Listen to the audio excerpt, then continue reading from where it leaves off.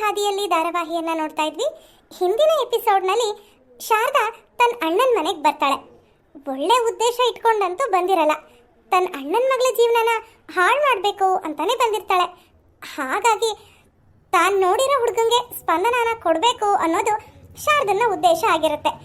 ಆದರೆ ಅವಳ ಅಣ್ಣ ಅದಕ್ಕೆ ಈಗ ಸದ್ಯಕ್ಕೆ ನಾವು ಸ್ಪಂದನಂಗೆ ಮದುವೆ ಮಾಡೋದಿಲ್ಲ ಅಂತ ಹೇಳ್ಬಿಡ್ತಾರೆ. ಹೇಗಾದ್ರೂ ಮಾಡಿ ಈ ಮದುವೆಗೆ ಅಣ್ಣ ಅದಕ್ಕೆನ ಒಪ್ಪಿಸ್ಬೇಕು, ಸ್ಪಂದನನ ಒಪ್ಪಿಸ್ಬೇಕು ಅಂತ ಶಾರದಾ ಕಾಯ್ಕೊಂಡಿರ್ತಾಳೆ.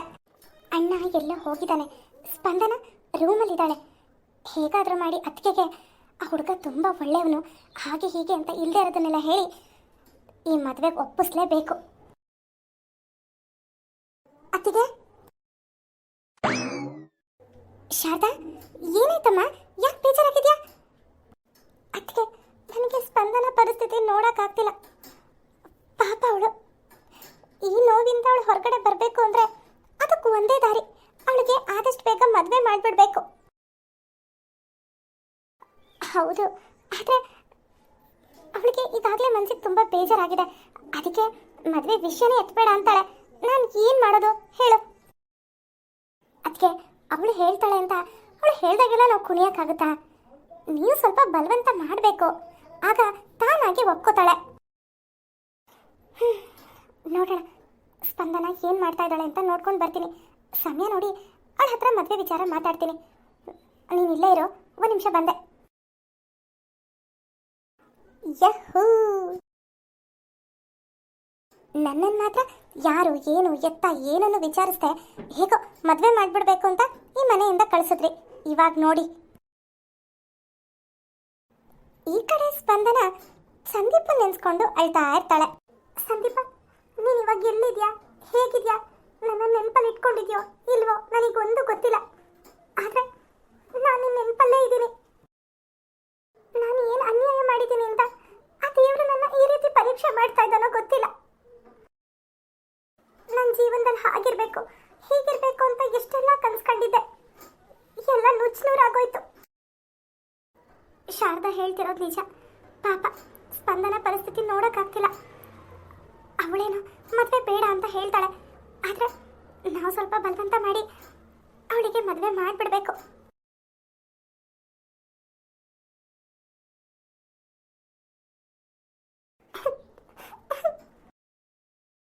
ಅತ್ತಿಗೆ, ಯಾಕದ್ಕೆ ಸ್ಪಂದನ ಏನಾದರೂ ಅಂದ್ಲ? ಯಾಕೆ ಅಳ್ತಾ ಇದ್ದೀರಾ? ಶಾರದಾ, ನಾನು ಸ್ಪಂದನ ಹತ್ರ ಮದುವೆ ವಿಚಾರ ಮಾತಾಡೋಣ ಅಂತ ಅನ್ಕೊಂಡು ಹೋದ. ಪಾಪ ಸ್ಪಂದನ, ಆ ದೇವರು ನನಗೆ ಯಾಕೆ ಈ ರೀತಿ ಎಲ್ಲ ಪರೀಕ್ಷೆ ಮಾಡ್ತಾನೆ ಅಂತ ಒಬ್ಬೊಬ್ಬಳೇ ಮಾತಾಡ್ಕೊಂಡು ಅಳ್ತಾ ಇದ್ಲು. ಅವಳನ್ನ ಆ ಪರಿಸ್ಥಿತಿ ನೋಡಿ ನನಗೆ ತುಂಬ ಬೇಜಾರಾಯಿತು. ಅವಳ ಮುಂದೆ ಅಳಕ್ಕಾಗಲ್ವಲ್ಲ, ಅದಕ್ಕೆ ಇಲ್ಲಿ ಬಂದು ಅಳ್ತಾ ಇದ್ದೀನಿ. ಇಷ್ಟೇನಾ ಅದಕ್ಕೆ ಅವಳಿಗೊಂದು ಮದುವೆ ಮಾಡಿ, ಆಗ ಅವಳು ಖುಷಿಯಾಗಿರ್ತಾಳೆ, ನೀವು ಖುಷಿಯಾಗಿರ್ಬೋದಲ್ವಾ? ಅದಕ್ಕೆ ನಾನು ಹೇಳಿದ್ದು. ಅವಳೇನೋ ಚಿಕ್ಕ ಹುಡುಗಿ, ಈಗ ಬೇಡ ಅಂತ ಅಂದಿರ್ತಾಳೆ. ಹಾಗಂತ ದೊಡ್ಡವರಾಗಿ ನಾವು ಸುಮ್ಮನೆ ಇರೋಕ್ಕಾಗತ್ತಾ? ನೀನು ಹೇಳೋದೇನೋ ಸರಿನೇ, ಆದರೆ ಅವಳನ್ನ ಮದುವೆಗೆ ಒಪ್ಸೋದು ತುಂಬ ಕಷ್ಟ ಶಾರದಾ. ನೋಡಿ, ನಾನೊಂದು ಕೆಲಸ ಮಾಡ್ತೀನಿ, ಅವಳನ್ನ ನನ್ನ ಜೊತೆ ನಮ್ಮೂರಿಗೆ ಕರ್ಕೊಂಡು ಹೋಗ್ತೀನಿ.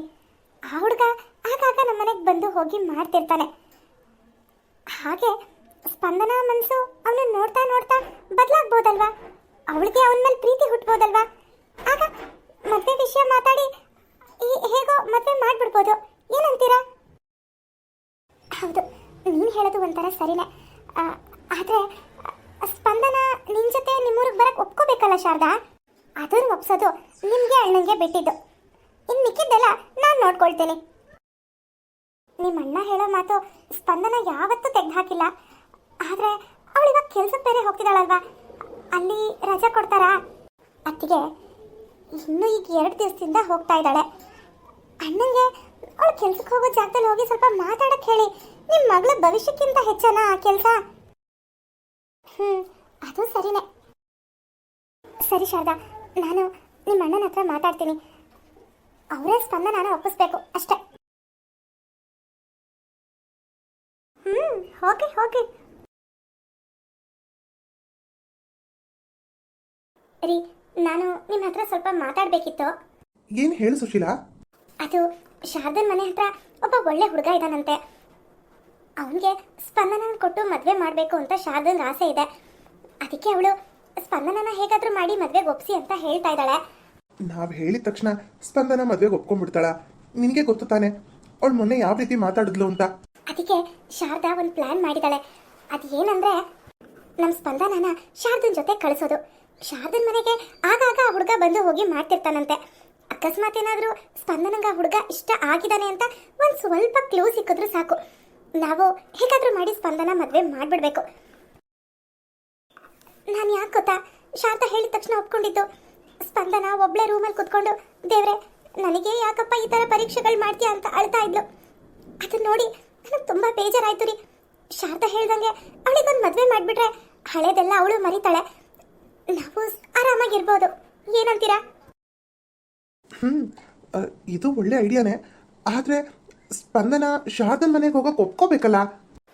ಅವಳನ್ನ ಒಪ್ಸೋ ಜವಾಬ್ದಾರಿ ನಿಮ್ಮದು. ಹೇಗೂ ನಿಮ್ಮ ಮಾತನ್ನ ಅವಳು ತೆಗೆದುಹಾಕಲ್ಲ. ನೀವು ಯಾಕೆ ಅವಳು ಕೆಲಸ ಮಾಡೋ ಜಾಗಕ್ಕೆ ಹೋಗಿ ಒಂದು 15 ದಿನ ರಜಾ ಕೊಡಿ ಅಂತ ಕೇಳ್ಕೊಂಡು ಬರಬಾರ್ದು? ಇಲ್ಲಾಂದ್ರೆ ಅವ್ಳ ಕೆಲಸನೇ ಬೇಡ. ನಮ್ಮ ಮಗಳ ಭವಿಷ್ಯಕ್ಕಿಂತ ಆ ಕೆಲಸ ಏನು ಮುಖ್ಯ ಅಲ್ಲ ಅಲ್ವಾ? ಅದು ಸರಿನೇ. ಸರಿ, ಸ್ಪಂದನ ಕೆಲ್ಸಕ್ಕೆ ಹೋಗಲಿ. ಆಮೇಲೆ ಒಂದು 2 ಗಂಟೆ ಟೈಮ್ ಬಿಟ್ಟು ನಾನು ಅಲ್ಲಿಗೆ ಹೋಗಿ ಅವ್ರ ಹತ್ರ ಮಾತಾಡ್ಕೊಂಡು ಬರ್ತೀನಿ. ಸರಿನಾ? ಸರಿ, ಆಯ್ತು. ಸಾಯಂಕಾಲ ಶಾರದಾ ತನ್ನ ಅಣ್ಣ ಅದಕ್ಕೆ ಜೊತೆ ಮಾತಾಡ್ತಿರ್ತಾಳೆ. ಅಣ್ಣ, ಸ್ಪಂದನ ಕೆಲಸ ಮಾಡ್ತಾಳಲ್ಲ, ಅಲ್ಲಿ ಹೋಗಿ ಮಾತಾಡ್ಕೊಂಡು ಬಂದ್ಯಾ? ಅವ್ರು ಏನಂದ್ರು? ಅವ್ರದ್ದೇನೂ ಇಲ್ಲಮ್ಮ, ಸ್ಪಂದನ ಒಪ್ಕೋಬೇಕು ಅಷ್ಟೆ. ಪಾಪ ನಡೆದಿದ್ದ ವಿಷಯ ಎಲ್ಲ ಕೇಳಿ ಅವ್ರಿಗೂ ಬೇಜಾರಾಯಿತು. ಜಾಗ ಬದಲಾದ್ರೆ ಅವಳ ಮನಸ್ಥಿತಿನೂ ಸ್ವಲ್ಪ ಸುಧಾರಿಸುತ್ತೆ. ಆಯಿತು, ತೊಂದರೆ ಇಲ್ಲ ಅಂತ ಅಂದರು. ಸ್ಪಂದನ ಬಾಮ್ಮ. ಏನಮ್ಮ, ಏನು ಬರೋದು? ನಾನು ಕೆಲಸ ಮಾಡೋ ಜಾಗಕ್ಕೆ ಬಂದು ಅಪ್ಪ ನನ್ನ ವಿಷಯ ಎಲ್ಲ ಹೇಳಿದ್ದಾರೆ. ಅವರೆಲ್ಲ ನನಗೆ ಯಾವ ರೀತಿ ನೋಡ್ತಿದ್ರು ಗೊತ್ತಾ? ನಿಮಗೆ ಕೆಲ್ಸಕ್ಕೆ ಹೋಗೋದು ಇಷ್ಟ ಇರಲಿಲ್ಲ ಅಂದಿದ್ರೆ ನೀನು ಹೋಗ್ಬೇಡ ಅಂತ ಹೇಳಬೇಕಿತ್ತು. ಅದನ್ನ ಬಿಟ್ಟು ಈ ರೀತಿ ಎಲ್ಲ ಮಾಡ್ತೀರಾ ಅಂತ ನಾನು ಅನ್ಕೊಂಡೇ ಇರಲಿಲ್ಲ. ಅದು ಹಾಗಲ್ಲ ಸ್ಪಂದನ. ನೋಡಮ್ಮ, ನಾವು ಏನೇ ಮಾಡಿದ್ರು ನೀನು ಒಳ್ಳೇದಕ್ಕೆ ತಾನೇ. ಹೌದು, ನೀವು ಏನು ಮಾಡಿದ್ರು ನಾನು ಒಳ್ಳೇದಕ್ಕೆ ಮಾಡ್ತೀರಾ, ಅದು ನನಗೆ ಗೊತ್ತಪ್ಪ. ಆದರೆ ಅಕ್ಕಪಕ್ಕದ ಜನಗಳಿಗೆ ಅವೆಲ್ಲ ಅರ್ಥ ಆಗಲ್ಲ. ಅವರು ನಿಮ್ಮ ಮುಂದೆ ಚೆನ್ನಾಗೇ ಮಾತಾಡ್ತಾರೆ, ಹಿಂದೆ ಎಷ್ಟು ಆಡ್ಕೋತಾರೆ ಅಂತ ನಿಮ್ಗೇನಾದ್ರೂ ಗೊತ್ತಾ? ಏನೇ ಇದ್ರು ನನ್ನ ಹತ್ರನೇ ಹೇಳ್ಬೋದಿತ್ತಲ್ವಪ್ಪ. ಅಲ್ಲಿವರೆಗೂ ಬಂದು ಈ ವಿಷಯ ಎಲ್ಲ ಹೇಳಿ ನನ್ನ ಮಗಳು ಇನ್ಮೇಲೆ ಕೆಲ್ಸಕ್ಕೆ ಬರಲ್ಲ ಅಂತ ಏನಕ್ಕೆ ಹೇಳಿ ಬಂದ್ರಿ? ಅದನ್ನಾದ್ರೂ ಹೇಳಿ. ಸ್ಪಂದನ, ಅದು ಇಲ್ಲಿ ನೋಡಮ್ಮ. ನೀನು ಶಾರದನ್ ಜೊತೆ ಸ್ವಲ್ಪ ದಿನ ಅವ್ರ ಮನೇಲೇ ಇರು. ಜಾಗ ಬದಲಾದ್ರೆ ನಿನ್ನ ಮನಸ್ಸು ಸ್ವಲ್ಪ ಹಗುರ ಆಗುತ್ತೆ, ನಿನಗೂ ಸಮಾಧಾನ ಸಿಗುತ್ತೆ. ಅದಕ್ಕೋಸ್ಕರ ಹೀಗೆಲ್ಲ ಮಾಡಿದ್ವಿ ಅಷ್ಟೇ. ಇಲ್ಲಮ್ಮ, ನಾನು ಎಲ್ಲೂ ಹೋಗಲ್ಲ. ಸ್ಪಂದನ, ಯಾಕೆ ಹಾಗಂತ್ಯ? ನಾನೇನು ಬೇರೆ ಅವಳ? ನೀನು ನನ್ನ ಮಗಳಿದ್ದಂಗೆ ತಾನೇ. ನಾನು ನಿನ್ಗೆ ಅತ್ತೇನೆ ಇರ್ಬೋದು, ಆದರೆ ನಿನ್ನನ್ನು ನಾನು ಮಗಳು ಅಂತಾನೆ ತಿಳ್ಕೊಂಡಿದ್ದೀನಿ. ನೋಡು, ನೀನು ಶಾರದನ್ ಮನೆಗೆ ಹೋದರೆ ನಮಗೂ ಖುಷಿ ಆಗುತ್ತೆ, ನಿನಗೂ ಜಾಗ ಬದಲಾದಂಗೆ ಆಗುತ್ತೆ. ಹೌದು ಸ್ಪಂದನ, ಒಪ್ಕೊಮ್ಮ. ಒಂದು 15ರಿಂದ 20 ದಿನ ಅಷ್ಟೇ, ಆಮೇಲೆ ಇಲ್ಲಿಗೆ ಬರೋದಿದ್ದೇ ಇರುತ್ತಲ್ವಾ? ಸರಿ. ಅಬ್ಬಾ, ಅಂತೂ ಇಂತೂ ಸ್ಪಂದನ ನಮ್ಮ ಮನೆಗೆ ಬರಕ್ಕೆ ಒಪ್ಕೊಂಡ್ಲು. ಅಣ್ಣ, ಅತ್ತಿಗೆ, ನನಗೆ ತುಂಬಾನೇ ಖುಷಿ ಆಗ್ತಿದೆ. ಅಮ್ಮ, ಅಮ್ಮ, ಇದೇನು ಸ್ಪಂದನ? ಶಾರದಾ ಊರಿಗೆ ಹೋಗಕ್ಕೆ ರೆಡಿಯಾಗಿ ಕೂತಿದ್ದಾಳೆ, ನೀನು ಇನ್ನೂ ರೆಡಿನೇ ಆಗಿಲ್ಲ. ಅಮ್ಮ, ನಾನಿವಾಗ ಪೀರಿಯಡ್ಸ್ ಆಗಿಬಿಟ್ಟಿದ್ದೀನಿ. ಹೌದಾ? ಅವಳು ನೋಡಿದ್ರೆ ಊರಿಗೆ ಹೊರಟು ನಿಂತಿದ್ದಾಳೆ, ನೀನು ನೋಡಿದ್ರೆ ಮುಟ್ಟಾಗ್ಬಿಟ್ಟಿದ್ಯಾ. ಏನು ಮಾಡೋದಿವಾಗ? ಅಮ್ಮ, ನಾನು ಇನ್ಯಾವಾಗಲಾದರೂ ಅತ್ತೆ ಜೊತೆ ಊರಿಗೆ ಹೋಗ್ತೀನಿ. ಈಗ ಅತ್ತೆ ಒಬ್ಬರೇ ಹೋಗಲಿ, ಅವ್ರಿಗೆ ಹೇಳಿಬಿಡು. ಈ ಥರ ಸಮಯದಲ್ಲೆಲ್ಲ ನಾನು ಅಲ್ಲಿ ಹೋಗಿ ಸುಮ್ಮನೆ ಅವ್ರಿಗೂ ಹಿಂಸೆ, ನನಗೂ ಒಂಥರ ಅನ್ಕಂಫರ್ಟಬಲ್ ಅನಿಸುತ್ತೆ. ಹೌದು, ಅದೇನೋ ಸರಿ. ಈ ಹೊರಗಡೆ ಆದಾಗ ಇನ್ನೊಬ್ರು ಮನೆಗೆ ಹೋದರೆ ಹಿಂಸೆನೇ. ಸರಿ ಬಿಡು, ನೀನು ಹೋಗಿ ರೆಸ್ಟ್ ತಗೋ, ನಾನು ಶಾರದನ ಹತ್ರ ಮಾತಾಡ್ತೀನಿ. ಸ್ಪಂದನ, ಇದ್ಯಾಕಮ್ಮ ಇನ್ನೂ ರೆಡಿ ಆಗಿಲ್ವಾ ನೀನು? ಅಣ್ಣ ಆಟೋ ತರಕ್ಕೆ ಹೋಗಿದ್ದಾನೆ. ಅದು ಶಾರದಾ, ಸ್ಪಂದನ ಮುಟ್ಟಾಗಿದ್ದಾಳೆ. ಈ ಸಮಯದಲ್ಲೆಲ್ಲ ಅವಳು ನಿಮ್ಮನೆಗೆ ಬರೋದು ಸರಿ ಇರಲ್ಲ, ಅದಕ್ಕೆ ಇನ್ನೊಂದ್ಸರಿ ಯಾವಾಗಲಾದರೂ ಬರ್ತಾಳೆ ಬಿಡು. ಇವಳು ಇವಾಗಲೇ ಮುಟ್ಟಾಕ್ಬೇಕಾ? ಇಲ್ಲ ಇಲ್ಲ, ಹೇಗಾದ್ರೂ ಮಾಡಿ ಇವಳನ್ನ ಕರ್ಕೊಂಡು ಹೋಗ್ಲೇಬೇಕು. ಏನದಕ್ಕೆ ನೀವೇ ಈ ರೀತಿ ಮಾತಾಡ್ತಿದ್ದೀರಾ? ಅಲ್ಲ, ನಮ್ಮನೆ ಬೇರೆ ನಿಮ್ಮನೆ ಬೇರೆನಾ? ಇಷ್ಟಕ್ಕೂ ನಾನೇ ಕರಿತಿದ್ದೀನಿ ಅಂದಮೇಲೆ ಅವಳಿಗೆ ಬರೋಕ್ಕೇನೋ? ಆ ರೀತಿ ಏನೂ ಇಲ್ಲ. ಅವಳು ಆರಾಮಾಗಿ ಬರಲಿ. ಅವಳು ಏನೂ ಕೆಲಸ ಮಾಡೋದು ಬೇಡ, ಆರಾಮಾಗಿ ರೆಸ್ಟ್ ತಗೊಂಡಿರಲಿ. ನಿಮ್ಮನೇಲಿ ಹೇಗಿರ್ತಾಳೋ ಹಾಗೆ ನಮ್ಮನೇಲೂ ಇರ್ತಾಳೆ ಬಿಡಿ. ಆದರೂ ಈ ಸಮಯದಲ್ಲೆಲ್ಲ ನಿಮ್ಗೆ ಯಾಕತ್ತೆ ಸುಮ್ಮನೆ ತೊಂದರೆ? ಸುಮ್ಮನೆ ಇರು ಸ್ಪಂದನ, ತೊಂದರೆ ಏನಿದ್ರಲ್ಲಿ? ನೋಡು, ನೀನು ಹೋಗಿ ಬೇಗ ಬೇಗ ತಲೆಗೆ ಸ್ನಾನ ಮಾಡಿ ಬಟ್ಟೆ ಬದಲಾಯಿಸ್ಕೊಂಡು ಬಾ. ಅಣ್ಣ ಆಟೋ ತರಕ್ಕೆ ಹೋಗಿದ್ದಾನೆ, ಹೊತ್ತಾಗತ್ತೆ. ಅಮ್ಮ, ಇನ್ನೇನು ನಿಂದು? ಶಾರದನೇ ಹೇಳಿದ್ಲಲ್ವಾ, ನಿಮ್ಮ ಮನೇಲಿ ಹೇಗಿರ್ತೀಯೋ ನಮ್ಮ ಮನೇಲೂ ಹಾಗೆ ಆರಾಮಾಗಿರು ಅಂತ. ಇಷ್ಟಕ್ಕೂ ಅವಳೇನು ಬೇರೆ ಅವಳ? ನಿನ್ನ ಸೋದರತ್ತೆ, ಅವಳು ಚೆನ್ನಾಗಿ ನೋಡ್ಕೊಳ್ತಾಳೆ. ಸರಿ, ಹೋಗಿ ಬೇಗ ಬೇಗ ಸ್ನಾನ ಮಾಡ್ಕೊಂಡು ಬಾ. ಅತ್ತೆ ಮನೆಗೆ ಹೋಗೋದು ತಪ್ಪಿಸ್ಕೊಳಕ್ಕೆ ದೇವರಿದೊಂದು ದಾರಿ ತೋರಿಸಿದ್ದ. ನಾನು ಮುಟ್ಟಾಕಿದ್ದೀನಿ ಅಂದ್ರು ಹೋಗು ಹೋಗು ಅಂತಿದಾರಲ್ಲ, ಇನ್ನೇನು ಮಾಡೋದು? ಹೋಗ್ಲೇಬೇಕಿವಾಗ. ಸ್ಪಂದನ, ಬೇಗ. ಹಾಂ, ಅಂತೂ ಇಂತೂ ಸ್ಪಂದನ ತನ್ನ ಅತ್ತೆ ಮನೆಗೆ ಹೋಗೋದು ಅಂತ ಆಗಿದೆ. ಮುಂದೆ ಶಾರದಾ ಆ ಹುಡುಗನ್ನ ಸ್ಪಂದನ ಒಪ್ಕೊಳ್ಳೋ ಹಾಗೆ ಹೇಗೆ ಮಾಡ್ತಾಳೆ? ಸ್ಪಂದನ ಆ ಹುಡುಗನ್ನ ಇಷ್ಟಪಡ್ತಾಳ? ಶಾರದಾ ತಾನು ಅಂದ್ಕೊಂಡಿರೋ ಹಾಗೆ ಆ ಹುಡುಗನ ಜೊತೆಗೆ ಸ್ಪಂದನ ಮದುವೆ ಮಾಡ್ತಾಳ?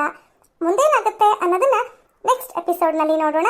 ಈ ಎಪಿಸೋಡ್ ನಿಮಗೆ ಸ್ವಲ್ಪನಾದರೂ ಇಷ್ಟ ಆಗಿದ್ರೆ ಪ್ಲೀಸ್ ನಮ್ಮ ಚಾನಲ್ನ ಸಬ್ಸ್ಕ್ರೈಬ್ ಮಾಡಿ, ಹಾಗೆ ಲೈಕ್ ಮಾಡಿ, ಶೇರ್ ಮಾಡಿ, ಕಮೆಂಟ್ ಮಾಡಿ. ನೆಕ್ಸ್ಟ್ ಎಪಿಸೋಡ್ನಲ್ಲಿ ಸಿಗೋಣ. Bye friends.